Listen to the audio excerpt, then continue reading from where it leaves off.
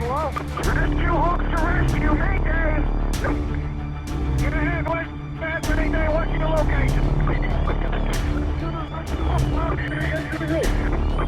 Get the hell out of here, hurry up! We need radio silence, baby. Water in that 2.5-inch line. 48 inch water in a 2.5-inch line. To the rope, to the rope. 35 in the rear, 35 in the rear. Welcome to the Emergency Traffic Podcast.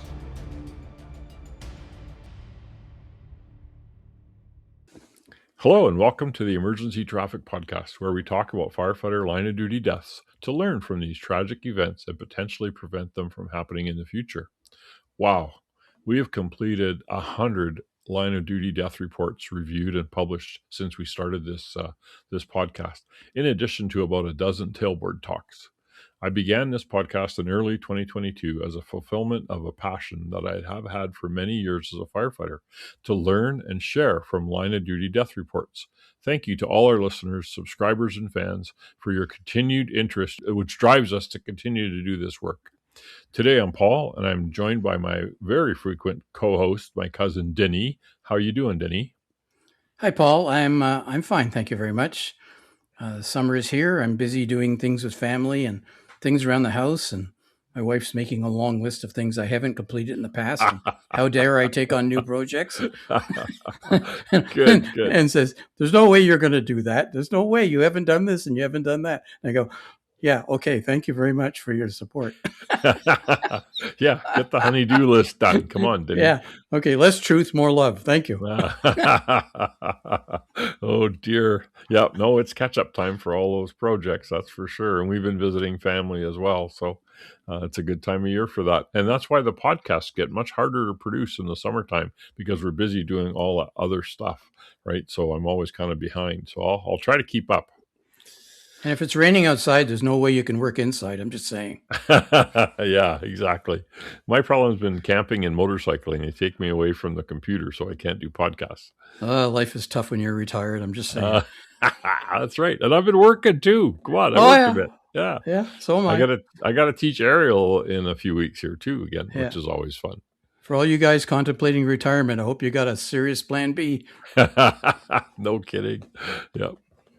Okay, let's see. Well, first of all, as usual on the podcast, we do a current events. And so I have a list of current events here that have been happening in the last week or two that we wanted to talk about. The number one is another mega warehouse burns down. This is the third or fourth that I know of in the last couple of years. Two ongoing at this present moment, I think, right? Yeah, there's one for sure ongoing, maybe another. A cold storage place and that Medline place, the two of them. Yeah. Medline was the one in Tracy, California. And the other one's in L.A.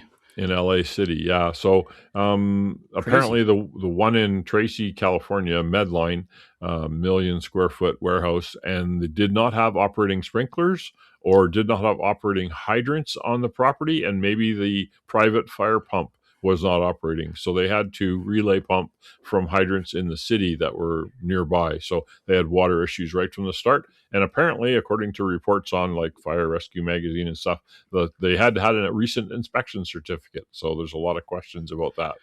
And there's so much smoke, you must have seen it from Sausalito.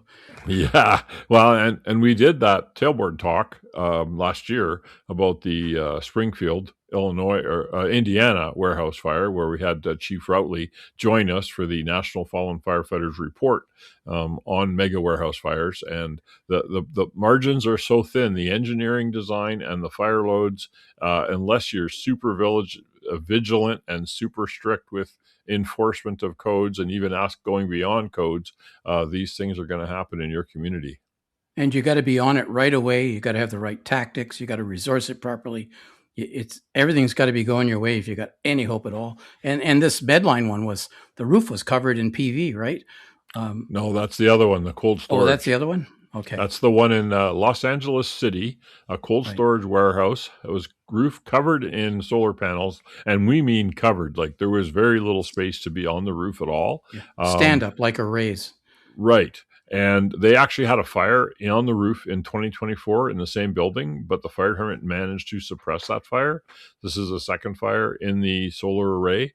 and it's a cold storage plant. So guess what else is on the roof but ammonia lines for the refrigerant in the cold storage warehouse. And so now the ammonia lines apparently were compromised by the fire in the solar panels and some of the electrical lines, and the ammonia caught fire.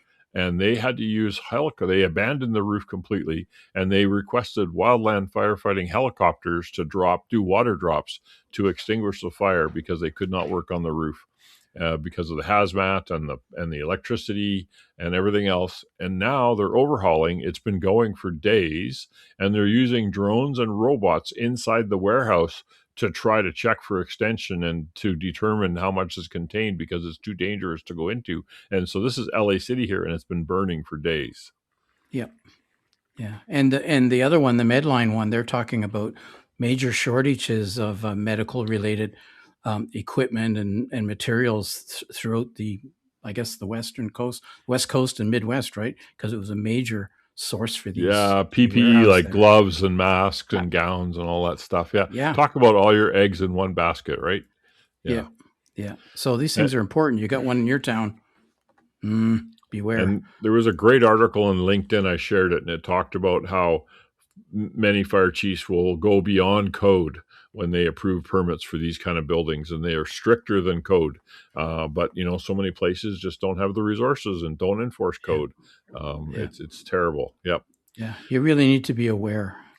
Mm-hmm. Yep, vigilant, hydrant tests and tours, and making sure everything's going to work. Be part of the process when they're discussing these things. Yep. Make sure that your local political management knows the risks, understands sometimes that things are not what they seem on the surface. You got to go beyond that. You are the expert in the room. You got to. This is the thing: you need to be the expert in the room, and you need to have that support that you are the expert in the room and you can share your opinions.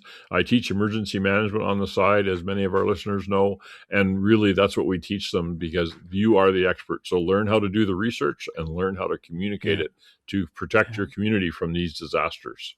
Yeah, my approach to those always was I was fire chief in a highly industrialized city and was a major employer for the area. Says you can't be anti-development. That cannot be your stance as a fire chief, and you don't want to be anti-development. But what you need to do, of course, is you got to say, this is a problem, but why don't you look at this? Or this is another way to accomplish, more safety and still have the facility built, and it's better for the city. You need to have those conversations, and if you're a reasonable person and speaking sense and understand the risks and the benefits, you'll be supported by the city and the investor will understand also. Right. Yeah. Because they want to protect their investment also. Right. So generally, yeah. Yeah. Highly protected risks, they used to call those. Yeah. That's really slipping now. There's actually a great article on that too on LinkedIn quite recently. So yeah. Another tragedy recently in the line of duty area was in Georgia. A firefighter was killed in Georgia when a ladder platform rolled over on the way to a call, and it rolled onto its side after an intersection or something. We don't have a lot of details yet. And the firefighter was sitting in the rear cab. It was an enclosed cab, and sitting on a jump seat is what we've got reports from. So a lot of these apparatus will have a jump seat right just inside the door, fold-up seat on the back wall.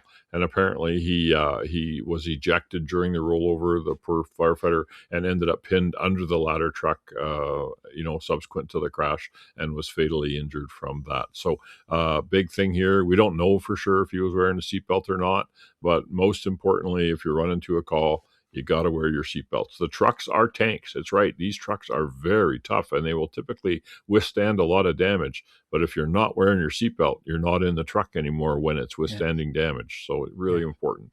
Yeah. And this is a guy who had a little over 2 years on the job. So just starting out in his career, and he's killed that way. Yeah, so, tragic. We're not sure just exactly what he did or didn't do, but we're going to find out. Yep. And then in Odessa, Texas, there was a line of duty death as well. It was a mobile home fire under rapidly changing conditions in the initial attack, and one firefighter of several that were in the home was killed. So that'll be another one that we'll be looking into in the future here. So another tragedy here. So 2 line of duty deaths basically in a week or so, which is tragic. Yep. Just this morning, I was reading about a truck was delivering Teslas. It was one of these highway tractors with a car carrier on the back and had 6 Teslas on the car carrier. And one of the Teslas caught fire for some reason unknown on a highway in Florida. This was just yesterday.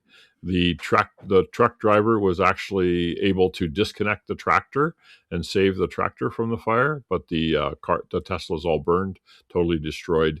Closed roads for hours. The typical same old story here with electric vehicles is they're very hard to extinguish and will burn for a long time. Also releasing tons and tons of toxic gases to the environment from their burning. So didn't mention anything about that in the article, but it was out in the open, I guess, on the interstate somewhere. Yeah, the article I read, Paul, actually the clouds of toxic smoke were so bad they closed an adjacent highway because they were drifting across the highways. So this I-95 or whatever road it was on, it was closed in both directions, and an adjacent highway, they must have been near a major intersection, was also closed. There was a wind shift, so quite a mess. Basically any vehicle fire, EV or internal combustion, is a hazmat, but an electric vehicle fire is even a more serious hazmat, as in the particulate that's in the smoke is DNA changing, often fatal. 4 firefighters in Sacramento were undergoing therapy last month to remove metals from their lungs somehow. I don't know how that went, but how you do that. But how you do that? It was overhauled. See, the fire was out. It was just the white smoke, and so they were lulled into a sense of false security that it was okay not to wear SCBA, or we could also call it complacency, to not wear their SCBA when they were working around the vehicle, and they were all admitted to hospital. So it's not good. I've got a couple more current events here. The Saskatchewan Public Safety Agency. So Saskatchewan did a unique thing about 5 years ago or so, and they merged their wildfire, emergency management, and public service dispatching services all together into one department, calling it the Public Safety Agency. Anyway, they had a really bad year in 2025 in Saskatchewan for wildfires, and they issued a report. They hired a company, MNP, which is a large financial accounting firm who does a lot of after action reviews for governments in Canada. Anyway, and they released a report last week, and they made 11 scathing recommendations. They really raked this agency over the coal for not doing exercises, not being prepared, not being ramped up, not pre-positioning, not working with all their different agencies and stuff. It's a scathing report. So it was quite interesting to read that. So if you're into emergency management or something like that, you want to get a hold of the Saskatchewan Public Agency report on the 2025 wildfire season. It's quite interesting read. Not if you live in Saskatchewan. Right. And maybe you want to read it in Nova Scotia. Maybe your contacts in the Nova Scotia government would like to read it, and the Alberta government. And actually what I do is I read through it and I highlight it and I send it to my friends in government as hey, look at this. I'm trying to help you learn your job. No wonder you're so popular. Exactly. And one last current events here. This was interesting because it relates to our podcast, actually, in that Buffalo, New York has banned the practice of acting up, where you have a lieutenant acting as a captain, or a senior firefighter acting as a lieutenant, or a captain acting as a chief. So the practice that they've been doing since the 1980s, the Buffalo Fire Department has decided to ban it, as they've discovered it's a factor in numerous injuries and a line of duty death that they experienced a couple of years ago, and this acting up. So in the meantime, they can't act up. A senior officer must basically fill in for any missing subordinates. So if your captain's missing, then the battalion chief's on the truck that day, or if your lieutenant's missing, then a captain has to be brought in to fill in. So they're saying it's contributing. And we found this in many, many line of duty death reports, where you get an acting officer who isn't quite up to snuff yet and gets overwhelmed when they get a complex call and someone gets hurt. Yeah, we've seen that. The major issue there really is not you shouldn't act above your grade. The issue is a lack of adequate training and preparation to act above the grade. Really, I think that's the issue, and I think that's the solution. Is they need to find a way to train and provide mentored experience, if you will. So that used to be the way it was done, right? You shadowed. That's the way. You were an acting captain, but you were shadowing a real captain until you got your skills and you were signed off, if you will. And the tendencies were certainly got away from that. And even in my own department, I always had a lot of questions sometimes about guys who were acting in certain positions, and as to how confident. And I always keep my ear glued to the radio and go, yeah, maybe I'll just wander over on that one. So that Yeah. type of thing. So Not sure if any of my friends are listening to the podcast, but I was in a situation where another deputy chief was made acting chief when the chief was away for a month or so on a leave, and I got pretty bent out of shape because the other deputy chief had way less experience than I did, and I let them know that I wasn't happy with that. And I didn't work there a year or two after that, but maybe it had an impact. But anyway, I was right. Okay, we're getting into this episode. So for episode 100, which this is, I decided to do something special. So we're going to talk about the Chernobyl firefighters. So 1986, May of 1986, we all know that there was an explosion at a nuclear reactor in Chernobyl in the Soviet Union. At the time, it was still USSR. And we're going to talk Ukraine, about... actually. Well, Ukraine is where it is, and it is Yeah. now. At the time, Yeah. it was still in the Soviet Union, Yeah. but you're right. Yeah. So anyway, that's what we're going to do. First of all, we have a disclaimer about all our podcasts. The commentary is based on the information that's available to us at the time of recording and the experience that we have as fire chiefs. This is done to the best of our ability, and listeners should be cautioned that you may not agree with us, but that's why we have a podcast. The sources for this episode is various internet articles that I looked up in Wikipedia and other places. There's a Coffee or Die magazine article by Blake Stillwell in February 26th or 24th of 2026. And I took a large paraphrase section from a book that I read a few years ago called Midnight at Chernobyl by Adam Higginbotham. Midnight at Chernobyl. It was the untold story of the world's greatest nuclear disaster, published by Simon & Schuster, the Kindle edition. So we've put this all together into a short podcast. It's not a really long one because we don't have official reports to talk about the 28 firefighters. So according to the UN and the International Atomic Energy Agency, the 28 firefighters and emergency workers died from acute radiation syndrome in the weeks and months immediately following the Chernobyl disaster on April 26th of 1986. These individuals were part of the initial response team that fought the fire on the reactor roof, receiving fatal doses of radiation, according to the World Nuclear Association. Now, the reason I have Denny here is not only is Denny a reputable fire chief and professional engineer and historian of all sorts, he actually was a fire chief or a lead fire emergency management person at a couple of different nuclear reactor sites in Canada, in addition to doing oil refinery stuff. So he knows about these kind of sites. So I wanted to pull on his wisdom for this podcast. What do you say to that, Denny? Well, I have done some ERT reviews at reactor sites. Yes, I was actually the training administrator and administrator for the emergency response team at the nuclear fuels refiner, where we made the fuel for reactors.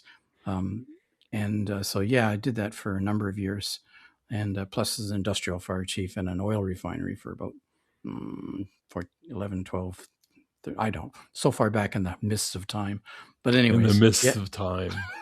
How do you make reactor fuel? So you took the raw uranium kind of product, produced ore, refined ore? UO3 is what it was. Yellow cake, they called it, right? And they make it in Saskatchewan. Well, they dig it out of the ground in Saskatchewan. Yeah, I've been to the mines, Key Lake mine. Yeah, it comes out as a gray sand, and then it's converted in a conversion facility to UO3, which is yellow cake. It's put in drums. It was shipped to our facility, and we would convert it from there back to UO2, which is what the CANDU reactors use, and then to something called UF6, which is uranium hexafluoride, which is essentially a gas. And that was shipped all over the world, Japan, US, not Russia, obviously, but different places. And they would enrich it and convert it into back to a solid again of a rich uranium for their fuels. So yeah, it was kind of an interesting place to work. I'll leave it at that. Lots of dangers. You sure didn't take your clothes home with you. But it was a very enlightening experience. It was a change from the petroleum industry, that's for sure. Lots of places that things can go wrong, and they do. And so you deal with them, right? But you got to be prepared. And Chernobyl is a perfect example where they were not. Yeah, exactly. So I've read numerous articles or books on Chernobyl and YouTube series and all that kind of stuff as well. So I find it fascinating to learn about. And I've always studied accidents in the past. That's my hobby. I read books about submarine wrecks or any other disaster, people under that pressure and how they react and how they respond and what happens. Yeah, but the focus of this podcast really is the firefighters, right? The Right. first response to the incident. And just while we're on the topic of sources, CNN in April of this year released a new series. They had released one in 2021 or 2022 also, but this one here was called "Disaster: The Chernobyl Meltdown," and it's in 4 parts, and it talks about the cover up and it talks about how the world knew. But um, most of the first of the 4 episodes is all about the firefighters and the firefighters' response, and really the price they paid to respond to what was a national disaster at the time. And I was watching it, and how much they knew about what they were getting into, and because a lot of the average run of the mill firefighters didn't know, but the officers and station commanders had a pretty good idea, and reminded me so much of 9/11, the firefighters walking into doom but doing it regardless. Mm-hmm, mm-hmm. And uh, I can't say that very many people in the world have had similar experiences. I've had something similar myself where I put my life willfully in danger to accomplish something, and it really changes your outlook on the world. And you got to have a lot of respect for these guys who did what they did in Chernobyl, because it was nothing short of heroic and fatal. Yeah, excellent. Well, with that intro, let's get into it. So there's an article from the magazine Coffee or Dies. With the tragedy of 1986, what did it actually look like for the firefighters and first responders who sacrificed everything to contain the nightmarish nuclear disaster at Chernobyl? Wearing nothing more protective than helmets, jackets, and boots, the firefighters who battled the initial fires at Chernobyl in April of 1986 rushed in to put out several searing blazes. Though many didn't know it at the time, they were running towards certain painful death. The disaster started on April 26, 1986, when engineers at Chernobyl nuclear power plant began a routine safety test on a steam turbine in one of its reactors. Somewhere along the way, human error and flaws in the design of the Soviet reactor began an uncontrolled nuclear chain reaction, sending incredible amounts of energy surging through the power station. One of the reactor cores at the nuclear plant began to heat up and melt down. Steam explosions rocked the facility, opening reactor number 4 to the open air by blowing a hole in the roof and causing a massive fire in the reactor. The fire burned 5% of the core's radioactive material into the air and across Europe. The nearby town of Pripyat, a population of 49,000, was eventually evacuated, along with 68,000 more from a wider exclusion zone. The first on the scene were the power station's own firefighters, led by, and here we go through the Russian pronunciations of names, led by Lieutenant Vladimir Pavak.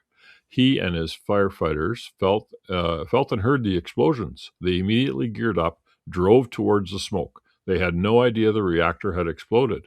When Prevak realized the extent of the disaster, he put the entire region on alert and ordered all crews to come help at Chernobyl. A lethal dose of radiation is around 400 to 450 Roentgen equivalent man, which is REM, sustained over a short period of time. This is why nuclear cleanup crews work in small groups for short periods of time. At the Chernobyl site, the roof was emitting 20,000 REM an hour. Closer to the core, it was more like 30,000 REM an hour. An estimated 70 tons of uranium and 900 tons of graphite, along with their fires, were producing 6 to 7 times the lethal human dose of radiation every hour. Since everything used to extinguish the fires at the facilities was inoperable, including pumps used to get water to the roof, firemen had to lay hoses and get them from their trucks, which included to the roof, which was around 230 feet off the ground. Big, massive buildings. All right. So you got to ask yourself, what's the graphite doing in there? Well, the graphite is a control medium, right?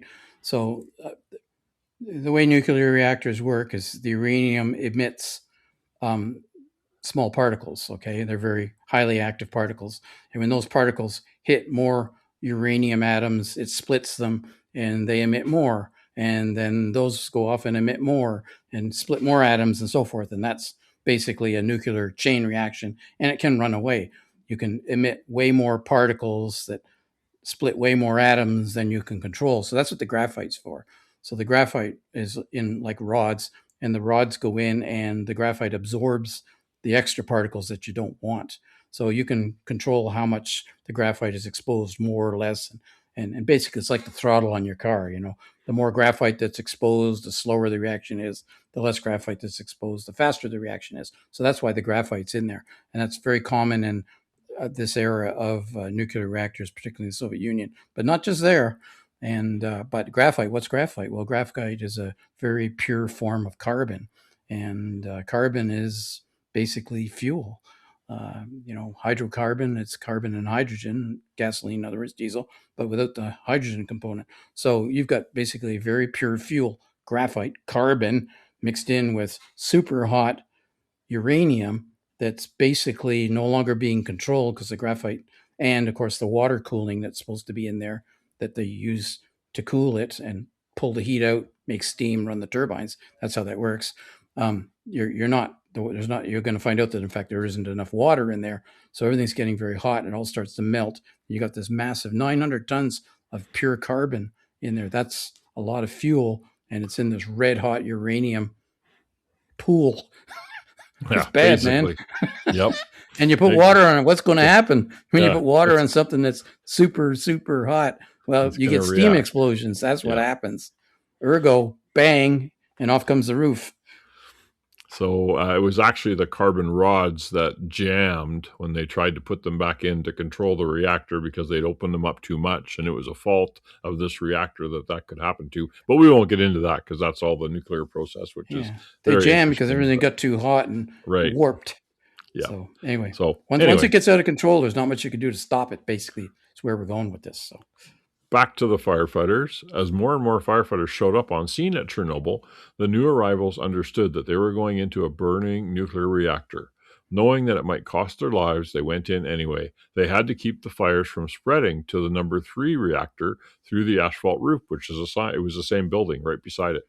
The number 4 reactor was spewing out not just uranium and graphite, but also radioactive cesium-137 and iodine-131 and strontium-90 into the air. The smoke plume would burn for 10 days and set off radiation alarms in Sweden while depositing radioactive material in lakes as far away as Japan. Pravik and the firefighters, who were just meters from ground zero of the worst man-made disaster in human history, were so irradiated that they had to be buried in coffins made of lead and welded shut to prevent their corpses from contaminating the area for the next 26,000 years. So the reactors themselves are in these containment buildings. Not really a building, but a containment. It's like a dome and a drum, it's inside of that. So when the reactor exploded, it blew this apart and blew flaming materials up onto this roof that's over the top of a building, right? It's like a weather roof, right? So it blew all these flaming materials onto the roof, and the roof was common with another reactor, which was parked right next to it. So if that roof caught on fire, it might have fallen down on reactor number 3, caused a loss of systems there and a further episode. So that's why it was so important to put the roof fire out. Otherwise you'd want to whip out your thumb and use your rule of thumb and say, yeah, we're too close, man. Too close, yeah. Yeah, exactly. But they didn't have that choice. It was do it now or it's going to be way worse. And so they knew that, and that's why they stepped in. That was their duty, and they did it. Yep. In order to contain the disaster, Soviet engineers constructed the massive concrete and steel sarcophagus over number 4 reactor, eventually, containing the core that was a protective measure for workers involved in a 3-year cleanup after the disaster, as well as those who will continue working at the power plant until it was closed in 2000. And they've been doing more work on that lately. This is from the book Midnight at Chernobyl, which I really enjoyed as a book. So shortly after 1:25 a.m. in the morning, an alarm bell sounded in the Chernobyl power plant paramilitary fire station number 2. This is the fire station for the site. The master status board in the dispatcher's room with indicator lights for every room in the entire power plant complex suddenly lit up, red lights everywhere. Most of the 14 firefighters of the 3rd watch were asleep in the racks of the ready room, A loud thud shook the windows and floor of the station, waking them up with a jolt. Quickly donning their boots and firefighting gear, the emergency siren sounded. The three big red and white ZIL fire engines were sitting on the apron in front of the fire station, ready to go. Over the radio, they heard the dispatcher announce that there was a fire at the plant. Looking over their shoulders, they saw a giant mushroom-shaped cloud looming into the sky, less than half a kilometer away at the plant, 2 kilometers by road. Lieutenant Pravik ordered the crew to head out and respond. Sergeant Alexander Petrovsky, 24 years old, didn't have the time to grab his firefighting helmet, so he grabbed Lieutenant Pravik's uniform cap instead. Engineer Anatoly Zakharov drove the massive lumbering military ZIL fire engine around the plant perimeter fence and turning in at the entrance gateway as fast as he could. The dispatcher informed the firefighters that the nearby Pripyat City Paramilitary Fire Brigade No. 6, with 9 watch duty members, was also responding 5 minutes later from a few kilometers away. Lieutenant Pravik immediately called the third alarm, the highest level of response, alerting every available fire brigade in the Kiev region of the emergency. The massive superstructure of the power plant loomed ahead, just 30 meters ahead of them, what remained of reactor number 4. As the 3 fire engines from fire station number 2 arrived near Unit 4, a fire prevention officer from the plant came to meet them. He explained he had witnessed the explosion and sounded the alarm. Engineer Zakharov got out of the fire engine and looked around. The area was littered with blocks of graphite, many glowing red and intensely hot. The firefighters that had worked there while the reactor was being built knew exactly where these blocks came from. This is the guts of the reactor, Engineer Zakharov said. If we survive until morning, we will live forever. Lieutenant Pravik told the firefighters to stand by while he and squad commander Leonid Shavry would conduct a size-up, establish the source of the fire, and then we will put it out. Inside the turbine hall of reactor unit number 4, the fire officers found a scene of total chaos. Broken glass, concrete, jagged metal everywhere. Dazed operators ran here and there, and smoke rose from the rubble. Walls were shaking, and there was a roar of escaping steam. Being only the firefighters, Pravik and Shavra had no radiation measuring equipment. Only their portable radios were not working. They had to find a telephone to try to call the dispatcher, but they were unable to get through. The men surveyed the plant next 15 minutes, unable to establish anything for criteria except that those parts of the turbine hall roof had caved in and areas that he hadn't seen to be on fire. When Pravik and Shavry returned the men outside raiding at the engines, the firefighters from Brigade No. 6 Pripyat were just arriving.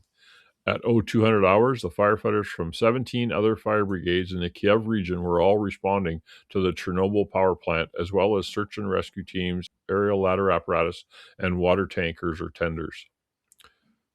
Lieutenant Pravik from Brigade No. 2 climbed the fire escape to the north wall of Unit 3. Several firefighters from the Pripyat Brigade No. 6 climbed with him, including Lieutenant Viktor Kebuduk and Vasily Ignato. They only heard the hum of the plant and the crackling of the flames burning inside reactor number 4's ruined buildings. The plant buildings were immense. Reactor number 3 ventilation block building was 20 stories high. From the roof, the firefighters could look down onto the destroyed reactor number 4 building and the glowing remains of the reactor hall below. Dozens of small fires were burning on rooftops, around them burning debris thrown up from the exploding reactor and systems. Some fires were burning with flames meters into the air. Some were just glowing incandescently, cracking and fizzing. The air was black with smoke and a strange vapor-like substance with a peculiar smell. They were walking amongst hundreds of radiation sources, lumps of graphite and fuel assemblies. Uranium pellets were scattered everywhere, emitting gamma radiation. Gamma's the bad one, right? Well, none of it's very good, but you can hide behind a wall and gamma will find you. Right, yeah.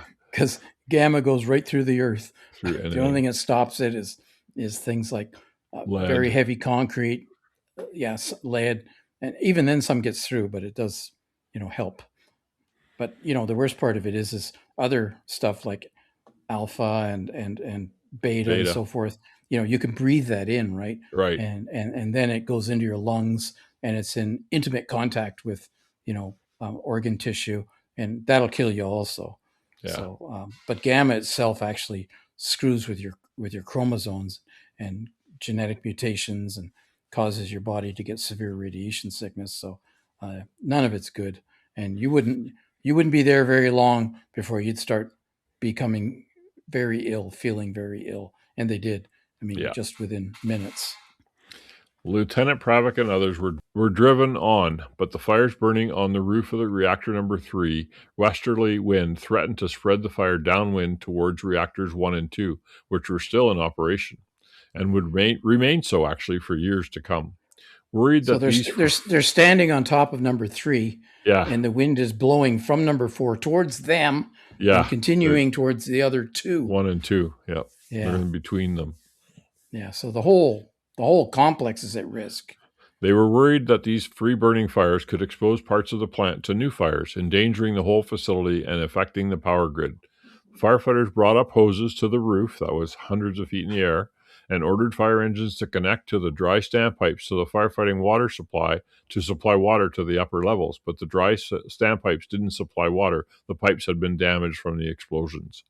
So firefighters put their backs into it, and they ran hoses up to the roof to produce fire streams. No small feat, given the size of the buildings. This makes me think of the Meridian One Plaza fire in Philadelphia, where they actually, in the end, stretched 3 large diameter hose lines up 20-some stories inside the building, with hundreds of firefighters to do it. So, and these guys didn't have hundreds of firefighters yet, so they worked hard. The firefighters poured water and foam on the burning debris with little effect. In fact, many of the debris turned more violently as water was applied. The uranium dioxide pellets, superheated before the explosion to 4,000 degrees Celsius, released oxygen, hydrogen, and radioactive steam when in contact with water, resulting in that violent fire behavior. So it really wasn't helping. Well, the water's so hot it disassociates. So the Breaks into hydrogen. Water is H2O, so Yeah. 1 hydrogen, 2 oxygens. So it's so hot and radioactive that it causes that to split. So you get oxygen coming off, of which, of course, promotes burning, and then you get hydrogen coming off, which is a fuel, and you've got carbon there already, and uranium itself will actually combine with oxygen and burn. So you've got burning uranium, burning graphite, combining with hydrogen, which is also burning, with oxygen, all in the presence of oxygen. Like, this is not good. Sounds like a thermal runaway. Not good news. Yeah, it not sounds good like news. a thermal runaway of a lithium-ion battery almost. Anyway, let's see. No wonder it gets exciting when you put water on it. Yeah. More firefighters down on the ground were ordered up to the roof to help with fire suppression. Several firefighters from Brigade Number 6 in Pripyat climbed the stairs towards the roof. When they reached about halfway up and met about half a dozen firefighters coming down, they saw something shocking. The descending firefighters were staggering and incoherent. They were pulling and dragging on each other down the staircase, vomiting as they descended. 1 or 2 of the firefighters were temporarily blinded by radiation also. And this is why I wanted to tell this story. Even though it's long ago, 86, we do line of duty deaths. And these firefighters, what they responded to and what they endured for the rest of their lives, which is very short. I just thought it was a message that would be good to get out there, because it was absolutely tragic, and they did their duty, right? That's what they're there for. They were in the station, they were on duty at the time, and so they responded as they were trained. But I'm gonna go back to an analogy of 9/11 in New York, because you had firefighters entering that building, going up the stairs, and they saw people coming down who were in terrible condition and were very much exposed to what had happened in that building, but yet they still went up. Yeah. And they still went up understanding what could happen to them. Same thing here. These guys didn't shirk their duty. And it's not because they were in the Soviet Union. It's because they were firefighters. Right, exactly. It was determined after that radiation levels on the roof were at lethal levels within 4 minutes of exposure. Some firefighters descended to the ground. On other rooftops, they had to work around gaping holes from debris that had smashed through the roof decking. Some roof panels had collapsed into the building far below. The heat was so intense that the bitumen surface of the roof was melting under the firefighters' boots, sticking them to the surface, rendering walking very difficult. Early arriving firefighters could not reach all the fires with hoses, so then they smothered some fires with sand instead. Leonid Telyakinov arrived on the scene and took over command. Command ordered firefighters to return to the roof and extinguish all the fires there, maintaining a fire watch afterwards till dawn. At 0630 hours, 37 fire crews consisting of 186 firefighters and 81 fire engines were summoned to the power plant from all over the region. They had extinguished all the visible fires around the reactor number 4 buildings. Deputy Fire Chief for the Kyiv district declared the emergency over, while smoke and steam still rose skyward above the ruins of the reactor building. In a report submitted to the plant director later that morning, outlined that 34 people involved in firefighting had already been admitted to the local hospital, 9 suffering from thermal burns, and 3 were in critical condition. The Pripyat hospital had not been set up to handle catastrophic radiation accidents, so when ambulances began to arrive, staff were quickly overwhelmed. Medical personnel did not understand what they were dealing with. Uniformed firefighters had been fighting a fire and complained of headaches, dizziness, dry throats. Some presented with purple faces or deathly pale. Most of them were soon vomiting and unable to stop. Later that day, the director of the hospital diagnosed radiation sickness, and decontamination measures were implemented for patients and the hospital. By the next morning, 90 patients from the plant had been admitted. Most of the firefighters were air evacuated from Kyiv to Moscow for treatment of acute radiation syndrome. So it was just terrible. And they had that metallic taste in their mouth, they said early on, which was, again, from the radiation. Yeah, interesting. The nearest hospital in the nearest town, which was the host for this reactor, was not equipped to deal with radiation sickness.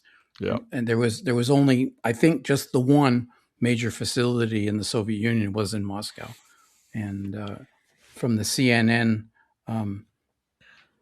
show that I'd mentioned earlier, the special, they mentioned that they had to bring in radiation specialists to help do the treatment because this was a new territory essentially for them. And I would suggest probably pretty new territory for the world, because I think this is probably the first major nuclear reactor incident that had happened. First major nuclear incident that had happened since World War II, probably since Nagasaki and Hiroshima. So they really weren't prepared for this. So I think medically speaking, they learned a lot from this incident, but they had to learn it at the price of firefighters. Most of those firefighters died. There's a few survived, and in the CNN special, you'll get to hear them. They're interviewed in their own firsthand voice.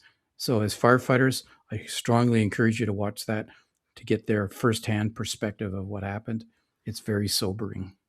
Yeah, and if you read the book or other books on there, a big problem was the Soviet Union didn't want to admit officially that they'd had an accident or there'd been injuries and all these things had happened. So there was a lot of delays in bureaucracy to treat the people and to address the emergency. So that was a real problem.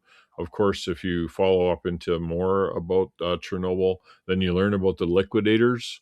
And the liquidators were military personnel that were brought in from all over the Soviet Union to go up onto the buildings at Chernobyl and remove all the debris no longer burning, but to get it collected and so they could be buried or dealt with to stop the emitting radiation. And so those people were, again, ill-prepared, ill-trained, went up there on roofs to clean up all this debris in quick little bursts. And there's hundreds of thousands of them that had to do that work, resulting in numerous injuries.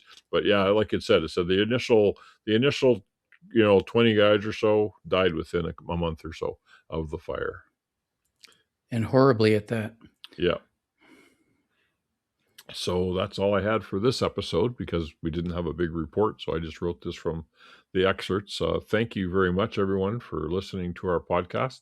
I hope you continue listening. It's episode 100, and we hope to continue on. We're working on the next ones for next month, and we'll continue doing that.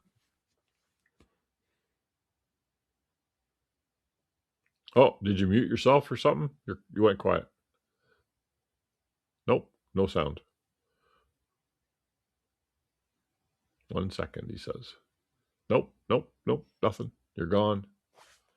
What'd you do? We lost the knee. Okay, I'll wrap it up. Let's be safe out there. Thank you very much, everyone. Talk to you next time.